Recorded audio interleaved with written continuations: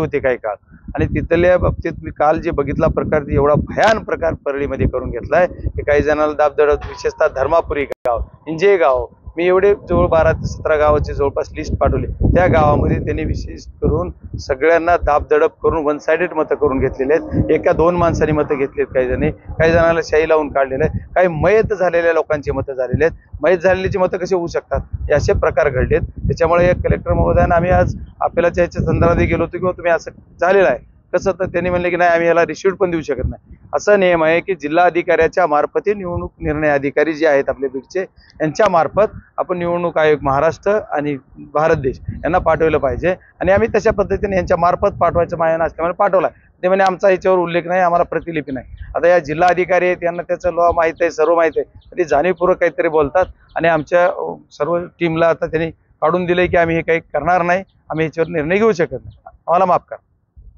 नाही, मग ते बरोबर आहे ना, जिल्हा अधिकारी या बीड जिल्ह्यातल्याच रहिवासी असताना बीड जिल्ह्यात त्यात कामच करू कसं त्या निवडणूक अधिकारी म्हणून। आणि एवढंच नाही, परत PI आहेत, काही शिरसाळा पोलीस स्टेशनला दैपळे नावाचा PI आहे, परत तुमच्या आणखी बरेच साधे नागरगोजे नावाचा एक VDO आहेत किंवा तहसीलदारला काम बघतात, असे वेगळे अधिकारी जे आहेत विशिष्ट समाजाचेच अधिकारी, आणि ते बीड जिल्ह्यातच राहिले। असं का?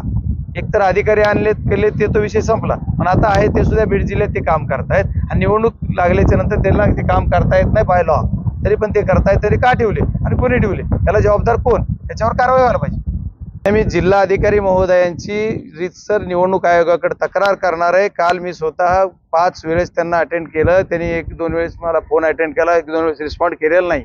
म्हणजे जिल्हा अधिकारीच नाही, SP साहेबांना पण कमीत कमी 10 वेळेस बोललो, पण SP साहेब सुद्धा ह्याच्यात काय हो बघतो करतो याच्याशिवाय काही नाहीये, म्हणजे स्पेसिफिक असं उत्तर नाही किंवा तिथं जाऊन बोलणं नाहीये।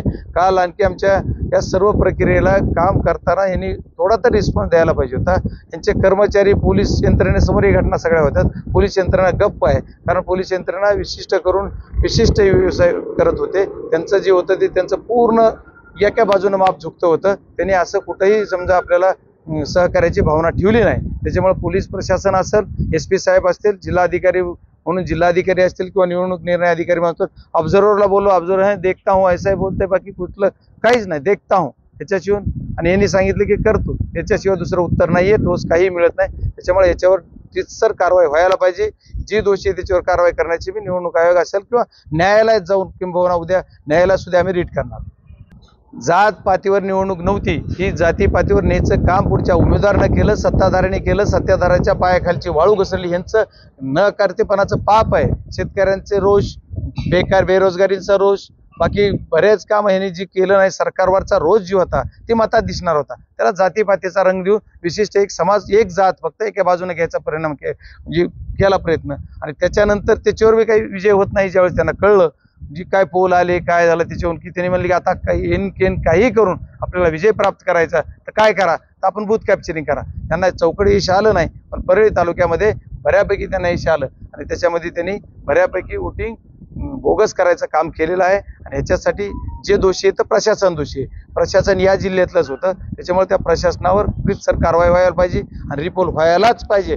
नाही झालं रिपोल तर आम्ही पक्ष म्हणून, संघटना म्हणून, आमचे सर्व इंडिया आघाडी म्हणून कलेक्टरच्या दारात बसणार आहेत, त्याचा आम्ही निर्णय आमच्या